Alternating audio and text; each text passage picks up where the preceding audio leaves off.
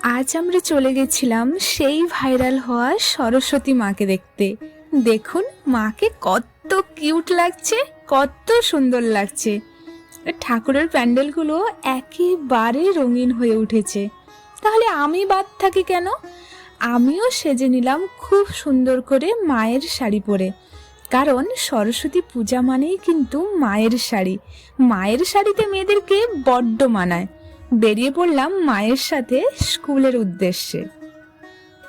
এটা হচ্ছে আমার স্কুল, যেখান থেকে আমি পড়াশুনো করেছি। ভেতরে ঠাকুর দেখে তারপর চলে গেলাম এখানকার সব থেকে নামকরা একটি প্যান্ডেলে। এখানে পুষ্পাঞ্জলি দিয়ে বেরিয়ে পড়লাম। এখানে অনেক বন্ধুকেও দেখলাম যারা তাদের বউকে নিয়ে ঘুরছে। তারপর দেখা হলো এই ভদ্রলোকের সাথে।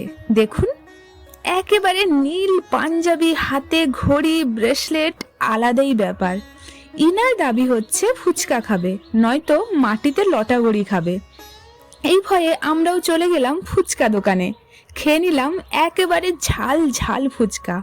তবে বলতেই হবে, ফুচকা কিন্তু দারুণ টেস্টি ছিল।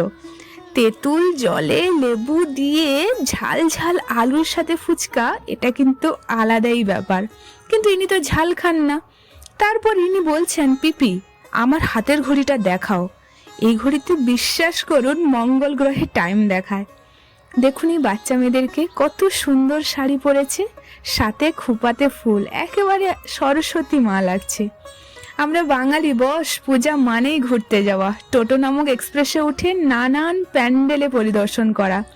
যখন ছোট ছিলাম সাইকেলে করে যেতাম। এরপর গেলাম কুচুর স্কুলে। ভিন্ন রঙের কাঠের গুঁড়ি দিয়ে এইরকম রঙ্গোলি স্কুল জীবনকে মনে করিয়ে দেয়। কত সুন্দর, তাই না? এর মাঝে কিনে নিয়েছেন এই গাড়িটা। বলছেন রাস্তায় নাকি আজ কোনো টোটো অটো কিচ্ছু থাকবে না। এইটাতে নাকি মাটি খুঁড়তে খুঁড়তে ঘর যেতে হবে। শুধু আমাকে নিতে চায় না, কিন্তু আমাকে না নিলে যে এই গাড়িটাই দেব না। আমাকে গাড়িতে উঠতে দিলে তবেই দেব। শেষ পর্যন্ত উনি রাজি হলেন, তবে একটা শর্ত রেখে।